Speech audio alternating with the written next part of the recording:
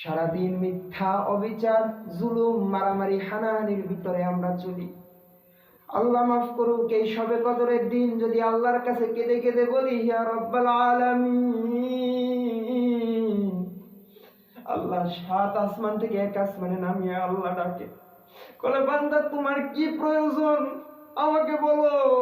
সবাই আপনি দুয়ারে যান, ঘাড় ধাক্কা দিয়ে লড়াই দিবে, সমর্থ থাকার পরও সে আপনাকে ঘাড় ধাক্কা দিয়ে তাড়াই দিবে, হয়তো বা 5-10 টাকা হাতে দিবে, তারপরে বলবে তোমার জরুরত শেষ।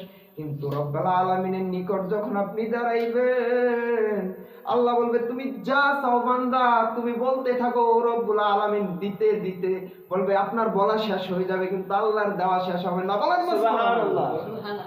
আল্লাহর দেওয়া শেষ হবে না। আল্লাহ কতটা মেহেরবান, কতটা বাদশা, কতটা গফুর। বলে দুনিয়ার মানুষ চাইলে বেজার, আর আল্লাহ বলে তুমি না চাইলে আমি বেজার।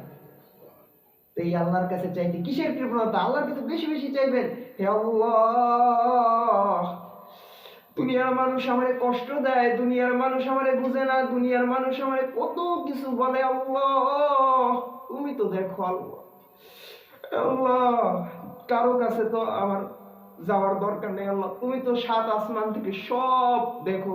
যেমন আমি এই আশেপাশে সবকিছু দেখি, তেমন তো তুমি সব কিছু ক্লিয়ার দেখো। আল্লাহ আল্লাহ তোমার এমন কোন জায়গা নেই বলে যদি গভীরে সমুদ্রের নিচে সবচেয়ে নিম্ন শ্রেণীর যে গভীর, ওই গভীরে যদি একটা ছোট একটা বলাইতেছে পোকা যদি কি খাইতেছে না খাইতেছে আল্লাহ পাক তাও জানেন। বলেন সুবহানাল্লাহ সুবহানাল্লাহ।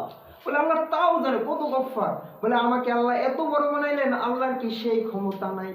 আল্লাহ আমাকেও দেখেন। বলে আল্লাহ কত মানুষ কত রকমের কথা বলে, আল্লাহ তুমি তো সব দেখছো, আল্লাহ তুমি আমাকে মাফ করে দিও। দেখবেন আল্লাহ বলে বান্দা তুমি আমার নাম ডাকছো, তুমি আমার কাছে মাফ চাইছো, আমি তোমার যত জীবনের গুনাহ খাতা সব আমি মাফ করে দিছি, এমন কি সাদা করে দিছি।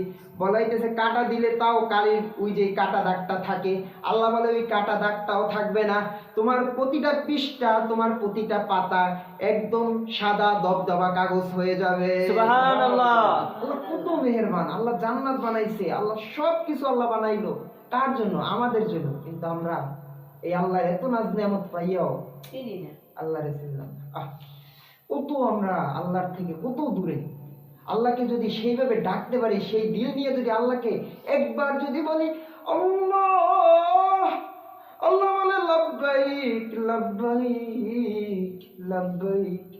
বান্দা কেন আমায় ডাকো, কেন আমায় ডাকো? আল্লাহ বারবার লাব্বাইক লাব্বাইক বলে। আর একদিন মুসা নবীর একটা কাহিনী বলি। মুসা নবী একদিন আল্লাহকে ডাকে, আল্লাহ সবচেয়ে বেশি আপনি কাকে ডাকেন? বলে যে বেশি গুনাহ করে আমি তাকে বেশি ডাকি। আল্লাহ বলে একজন নেককারকে আপনি কতবার ডাকেন? বলে একজন নেককারকে আমি একবার ডাকি। মুসা নবী প্রশ্ন করছে যে হে আল্লাহ আপনি একজন নেককারকে কতবার ডাকেন? বলে একবার ডাকি। আর একজন গুনাহগারকে? বলে 3বার ডাকি। তো আল্লাহ মুসা প্রশ্ন করলেন যে একজন গুনাহগারকে আপনি 3বার ডাকেন, একজন নেককারকে আপনি একবার ডাকেন। বলে হে মুসা তুমি শুনো, তুমি আল্লাহর মুজিজা তো জানো না। বলে গুনাহগার সে নিরাশ হয়ে আল্লাহর দরবারে আসে, সে চারদিক খুঁজে খুঁজে আল্লাহর মসজিদে সে একবারে নিরাশ, কারণ তার তো আর কোনো দিকে যাওয়ার নাই। সে আল্লাহর উপরে ভরসা করে আল্লাহ বলে ডাক দেয়, আমি তার গুনাহ সমূহকে ধুয়ে মুছে সাফ করে দিই। কিন্তু একজন নেকি, একজন মুমিন, সে নিজেকে খুব বড় মনে করে এবং তার আমলের বিনিময়ে সে তার নিজের ক্ষমা চায়, যার কারণে আমি তাকে একবার বলি। বলেন আল্লাহ সবচেয়ে বেশি আমাদেরকে দামি হিসেবে বানাইছে। বলে দামি, বলে আশরাফুল মাখলুকাত হিসেবে আমাদেরকে সৃষ্টি করেছেন, প্রেরণ করেছেন। বলে হে আল্লাহকে আমরা যদি যথাযথভাবে যদি আমরা যদি চিনি, বলছে আল্লাহ আমাদেরকে যত হাজত আছে আল্লাহ পাক সব তার গায়েবী খাজানা থেকে পূরণ করে দেবে। বলেন না সুবহানাল্লাহ।